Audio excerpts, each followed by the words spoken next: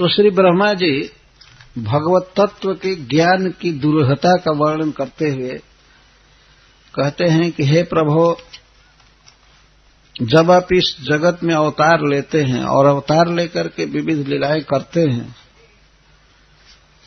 तो आपकी महिमा को, आपके ऐश्वर्य को, ईश्वरताई को, प्रभाव को लोग नहीं जान पाते हैं।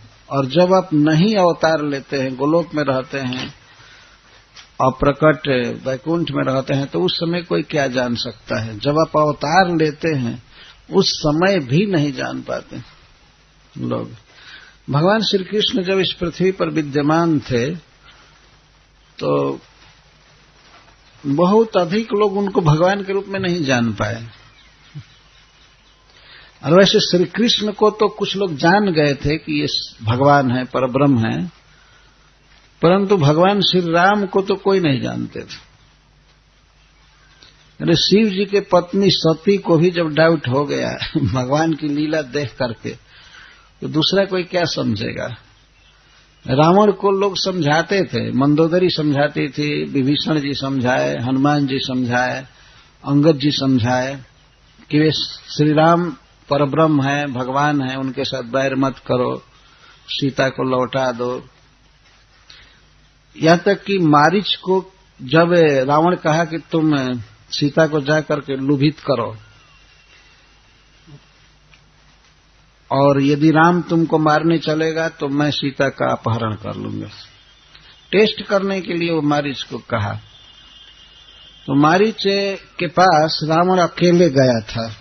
राजा लोग अकेले नहीं चलते हैं, उनके साथ सचिव, सेनापति या कोषाध्यक्ष और भी सैनिक चलते हैं। लेकिन रावण उस दिन अकेले गया। जब शूर्पणखा ने विलाप कर दिया कि 2 लड़के आए हैं अयोध्या से, हमारा नाक कान काट दिए बिना गुनाह के, बिना अपराध, वो तो अपनी सफाई दे रही थी। तो रावण को रात को नींद नहीं आई, सवेरे मारीच के पास गया। मारीच उसका मामा लगता था, लेकिन मामा हो चाहे कुछ भी हो, ये रावण किसी को प्रणाम नहीं करता था। तो मारीच के पास गया तो मारीच पूछा कि कैसे अकेले आए, कौन सा विशेष पर्पस पर गया। तो रावण कहा कि सुनो, मैं काम से आया हूं, 2 लड़के अयोध्या से आए हैं और उनके साथ एक बहुत सुंदरी स्त्री है। मैं स्त्री का अपहरण करूंगा क्योंकि हमारे बहन का नाक कान काटा है इन लोगों ने। तो मारीच पूछता है मैं एक बार रामलीला देख रहा था तो मारीच नहीं, रावण के सभा में कोई राक्षस पूछा क्या क्या शूर्पणखा की नाक कान कट गई? अरे हाँ, काट दिया, कोई अयोध्या से लड़का आया है। तो जोकर पूछ रहा था रावण के सभा में, क्या कारण था शूर्पणखा को पंचवटी में जाने का? रावण से प्रश्न करता है और वहीं पर वो रो रही थी, बिलख रही थी। क्या कारण था इसको पंचवटी में जाने का? कुछ तो भी कारण होगा ये नकटी कान कटाने का, कुछ तो कारण जरूर होगा इसके नाक कान काटने। क्यों गई वहां? तो रावण डांट दिया, चुप, तुम मेरे सिस्टर पर ऐसा प्रश्न कर सकते हो? तुम्हें शर्म नहीं आती है? मतलब मेरे बहन की कोई गलती है ही नहीं, सरासर गलती उन लड़कों की है। इस तरह से कहा तो वो जोकर दब गया, मैं गलत पूछ दिया। ठीक यही प्रश्न मारीच किया रावण से। जब रावण ने कहा कि नाक कान कट गई हमारे बहन की, वो लड़के बहुत बदमाश हैं, उनके पास जो बहुत सुंदरी स्त्री है उसका मैं हरण करूंगा और तुम मेरी सहायता करो। क्या सहायता? जब इसने कहा कि उसकी पत्नी का हरण करूंगा, तब मारीच कहा कि देखो, मैं तुमसे कुछ कहने का साहस इसलिए कर रहा हूं कि मैं तुम्हारा मामा हूं, मुझे विश्वास है कि मेरी बात पर तुम ध्यान दो।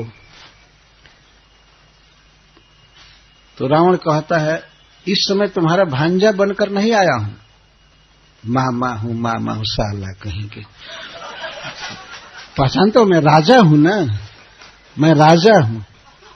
राजाओं के साथ इस तरह का संबंध नहीं देखना चाहिए। तुम्हें बोलने में शर्म नहीं आई कि मैं कुछ कहना चाहता हूं? तुम्हें तो कान खोलकर मेरी आज्ञा सुननी चाहिए। मैं कुछ कहने आया हूं ना। तो महर्षि डर गया। अच्छा ठीक है, कहिए। मैं कह रहा हूं कि तुम कोई कपटी भेष बना करके जाओ राम के पास, उस स्त्री को लुभाओ और हरिण बनो, सोने का हरिण बनो, गोल्डन चाम दिखाओ और तुमको मारने के लिए वो लड़का जब निकलेगा तो मैं उसी समय सीता का हरण कर लूंगा। ये मेरा आदेश है। तो मामा कहा कि देखो रावण, ये मैं जानता हूं कि मैं जवाब दूंगा तो तुम मुझे मार दोगे, कि मारो चाहे कुछ भी करो, तुम्हारा हित करना मेरा कर्तव्य है, क्योंकि तुम्हारे माई का भाई हूं मैं हित करना चाहता हूं। जिस राम की तुम चर्चा कर रहे हो वो मनुष्य नहीं है, मनुष्य नहीं है, ये ध्यान रखो। वो भगवान है, लीला कर रहे हैं पृथ्वी का भार दूर करने के लिए। तुम्हारा मामा होने का अभिमान मुझे नहीं जा रहा है, तुम्हारे हित के लिए कह रहा हूं। तुम विश्वास करो, मनुष्य नहीं है, मनुष्य नहीं। और तुम कभी ऐसा दुस्साहस मत करो कि सीता का हरण करो, कभी मत करो, नहीं तो तुम मर जाओगे, तुम मारे जाओगे। इतना सुनते ही रावण तलवार खींच लिया। कहा कि मैं मना किया कि मुझे इंस्ट्रक्शन मत दो, फिर भी तो उपदेश पर उपदेश चालू रखते हो। तुमको दिमाग है कि नहीं? तुम किससे बात कर रहे हो? मैं कहा ना कि मुझे उपदेश मत करो, और बोलो मेरी आज्ञा का पालन करते हो कि नहीं? तो मारीच सोचा कि आखिर वहां जाऊंगा तो राम मारेंगे, और यहां नहीं जाता हूं, यहां रहता हूं तो ये रावण मारेगा। तो मारीच ने सोचा कि बेटर है राम के हाथ से मर जाना, इस दुष्ट के हाथ से मरना ठीक नहीं। एक संस्कृत के नीति श्लोक में कहा गया है कि बड़े व्यक्ति का लात खाना भी ठीक है। जैसे घोड़ा अगर लात भी मारे तो सहा जा सकता है, लेकिन गधे पर चढ़ना नहीं चाहिए। ऐसा एक संस्कृत का श्लोक है। तो राम के हाथ से मरना ठीक है, रावण के हाथ से नहीं। पर अंत में वाल्मीकि रामायण में वर्णन है कि मारीच गाली देता हुआ जा रहा था रावण को कि ठीक है मैं जा रहा हूं, लेकिन तुमको मरना है, मरना है, तुम मरोगे। बार बार कह रहा हूं तुम मरोगे। मान नहीं रहा है, आज हमको गाली दे रहा है, ये कर रहा है, तो तुमको मरना है। तो रावण का ठीक है जाओ जाओ। तो चला गया। तो मेरे कहने का आशय है कि मारीच समझा रहा था, मंदोदरी समझा रहे थे, सब लोग समझा रहे थे रावण को कि ये भगवान है, भगवान है, लेकिन वो नहीं माना,